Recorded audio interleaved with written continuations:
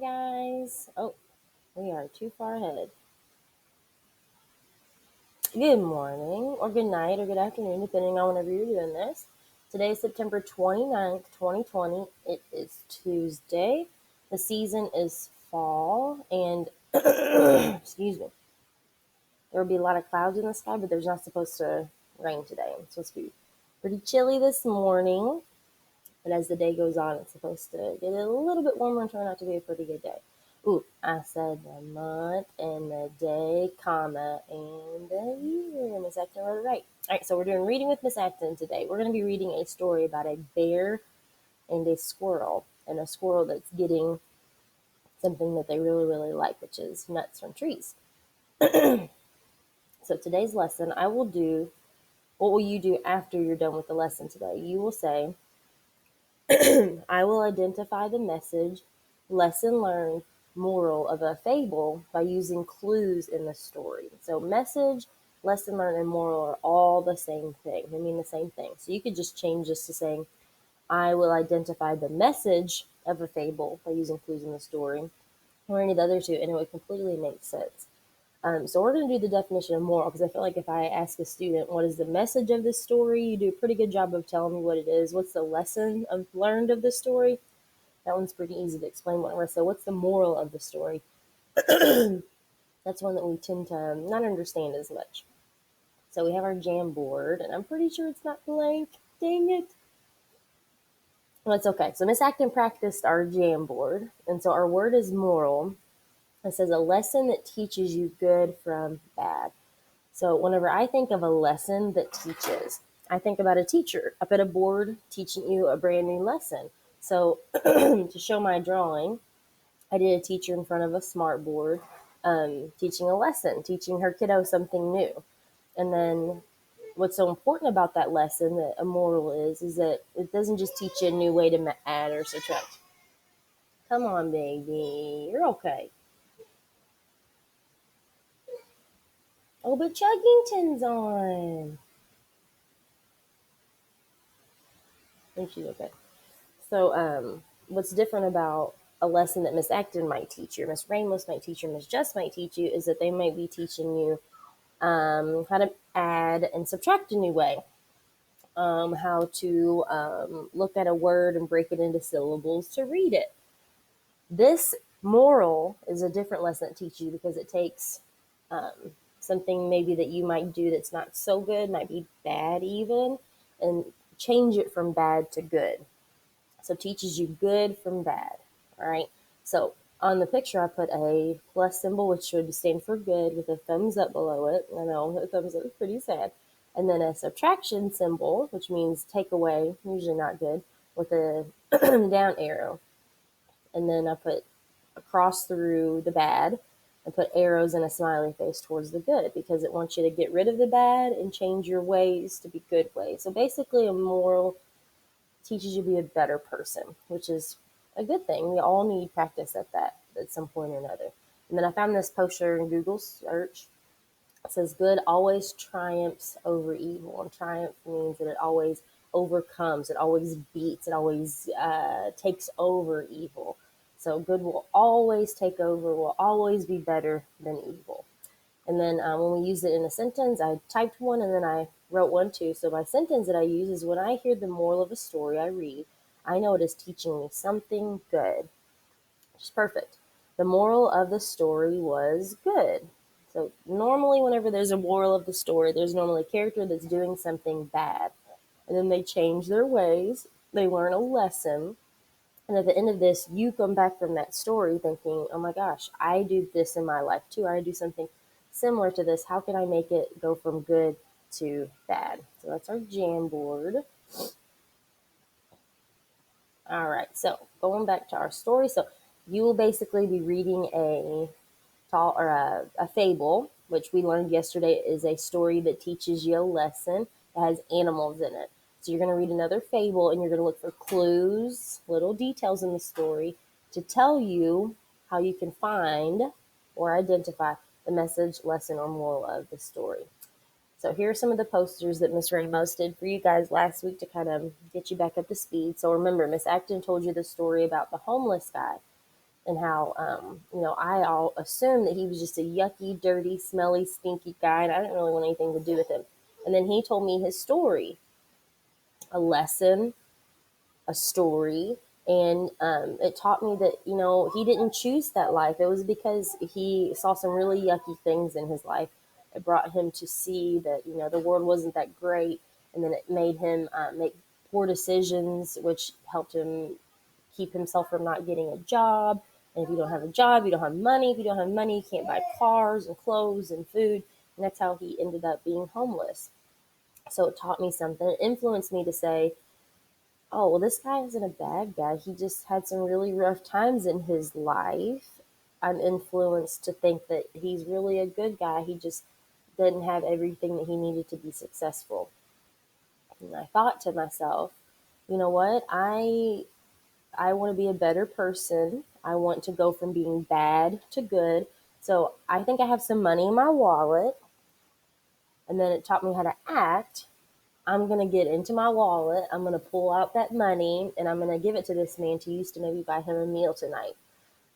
So that's how you would take a lesson or a story that you would hear in your life and change a bad behavior, something bad that you do, to something good. Okay. And then these are the steps that we're going to follow. Miss Acton's going to break those down in each page. So we think about the main character, we think about what they are, we think about the beginning, middle, and end. And you'll notice that usually the beginning and the middle, they stay the same, and the end is when they start to change the way that they are. And then what did the character learn? Let's get started with our story. And this is kind of the little symbol that you're going to be seeing that Miss Acton's going to be referencing. The main character, beginning, middle, end, and what did they learn?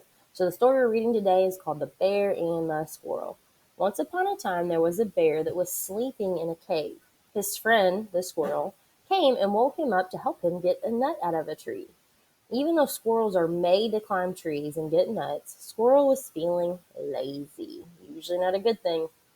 The bear helped his friend, then went back to sleep. So right now we have two characters, the bear and the squirrel. That's the only characters we're going to see in this story. But right now I want us to focus on the squirrel because the bear really isn't doing anything bad. He actually is being very helpful. He helped his friend. The squirrel, already in the story, he's been told that he's being lazy, and he's asking his friend to do something that he is perfectly able to do.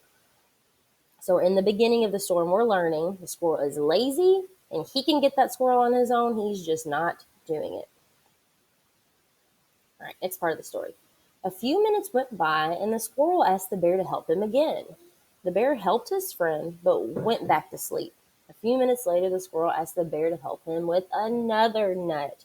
The bear helped his friend once again, but roared at the squirrel. Oh, that word roared. So he's not just saying, hey, man, I'm not doing this for you anymore. He is mad. He's saying, you were made to climb trees. You are taking advantage of me. Leave me alone so I can rest. So he is roaring this at this animal, at this squirrel. So he's telling him, hey, I've been nice to you and getting these nuts because you've decided you're going to be lazy today. But sleep is important to bears and I need it. So stop asking me, stop taking advantage of me, being nice to you, and you get your own nuts. So right now we've got our main character. We're still talking about the squirrel. We're in the middle of the story now, and we're still learning. He's still being lazy, and he is still asking his friend to do so. And he is still asking his friend to do something that he is perfectly capable of doing. Squirrels are made to climb trees. Hey, hush. Drink your milk. The squirrel tried not to ask for help, but needed another nut, and did not feel like climbing today. He woke the bear up, asking him for help again, but this time the bear walked out of the cave and deep into the woods. So the bear didn't say a word to him. That squirrel's still being lazy. So our main character, the squirrels who we're still talking about, we're still in the middle of the story. And what are we learning? Even though the bear warned him, he didn't care. He still didn't feel like climbing today, still being lazy, still asked his bear friend for help. And the bear just walked out of the cave, didn't even say anything to him, giving him the silent treatment. Let's see what,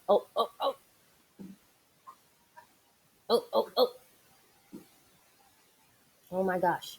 We don't want to learn the lesson yet. We don't know the end of the story yet. The bear kept walking until he could no longer see his squirrel friend.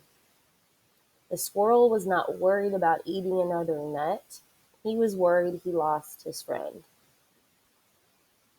So, our main character is still the squirrel. He is no longer worried about being lazy. He's no longer worried about getting somebody else to get that nut for him. We're in the end of our story. We're learning that he started to realize that nut's not as important as keeping that bear friend around. And now he's really made him mad enough to where he didn't even say bye. That's sad. He didn't even tell him bye. He just walked into the woods and just kept going. And he might never come back. And it's all because he decided to be lazy and take advantage of his bear friend. Come on, squirrel, you're better than that.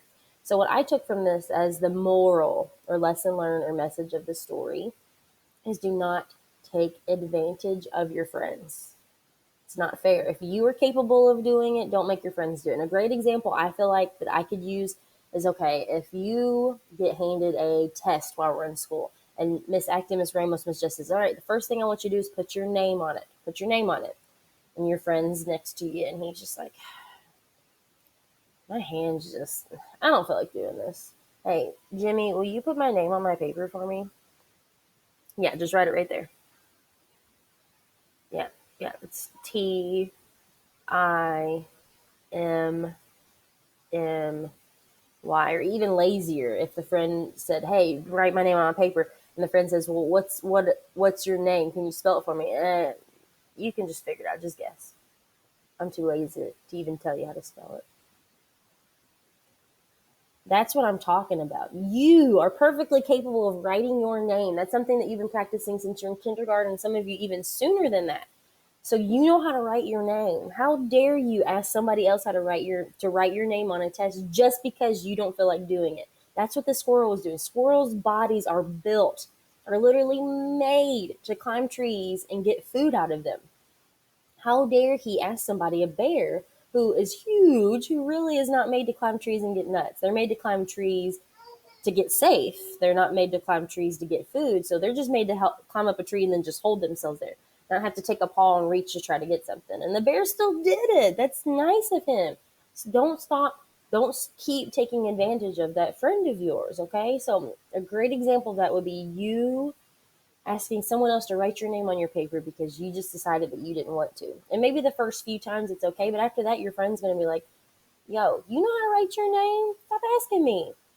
I've got my own name to write on my own paper. I've got this test that I need to focus my brain on, not focus on how to spell your name on your piece of paper. I'm done doing this for you. Here's your paper back. And then you keep asking him, and he's eventually going to get mad and maybe be so upset that he walks away from you and never comes back, never wants to be friends with you again. So, and then another message that I felt like, another two things that I felt like, um, two more things that I felt like might be the message, the moral, the lesson of the story is if you can do it, don't ask for help. Now, if it's something you can't do, like if it's something really heavy and you can't lift it up and you need help, ask for help. Absolutely.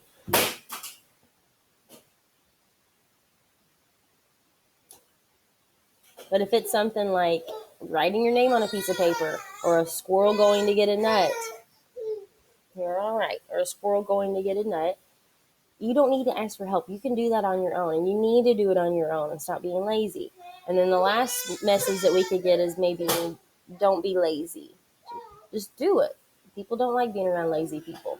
All right, so let's go over some of our 5 W's. So, who is the bad character in this fable? Who's the bad character in this fable? The bad character is, right, Squirrel. The bad character is Squirrel because he's being lazy. He's taking advantage of his friend. What does Squirrel want? The squirrel wants more nuts. The squirrel, at the end of the story, the squirrel wants his friend back, I bet. At the beginning of the story, you could say the squirrel wants to be lazy. When does the squirrel bother the bear? The squirrel bothers the bear when he is asleep in the cave, when he wants a nut. Esri. She's singing to herself. I'm trying to teach baby girl. You gotta hush. She's playing with her train, like her favorite toy ever. And every time she plays with her train, she squeals like that. This is why Miss Acton records her videos when her baby's asleep. But I had to record it when she was awake today. Where did the bear go after he got the nuts? Where did the bear go after he got the nuts? The bear went to the cave. Right after he got each nut, he would go right back to the cave. So the bear went to the cave to sleep. Or you could say at the end of the story, the bear went to the woods because he was sick of getting those nuts. And the last one, why question, my favorite question is, why did the bear leave at the end of the story? The bear left because his squirrel friend was being lazy. His squirrel friend was taking advantage of him, and he didn't want to be around someone lazy and mean like that. Absolutely. All right, friends, so now you are going to be answering questions about the bear and the squirrel on your own. I'm trying to get me to move. Always, always. There we go. You're going to answer some questions about the bear and the squirrel that we just read together in your classwork for reading today.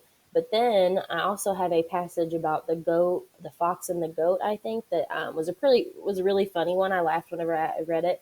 That Miss Acton reads for you in the Google documents, so just find the video that goes along with it. So I'll read it to you, and then you're going to just tell me what's the moral of the story, because I need to see, because you can tell me what the moral of this story is, because I already told you. You can go back and watch the video and answer the question. I need you to be able to listen to a story being read to you or read a story on your own, and you be able to pick out the moral or the lesson of the story on your own, because this is your learning, not Miss Acton's learning that you're just copying, okay? So please pay attention to that story. That way you can tell me what the moral of the lesson is. And if you watch the video and you still don't quite get it, watch the video again. Watch it a few times to where you get the idea of the story.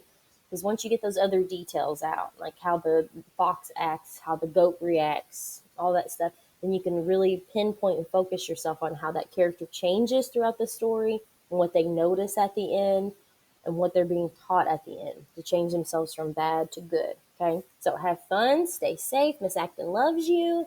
Have a great day. Get all that work done, and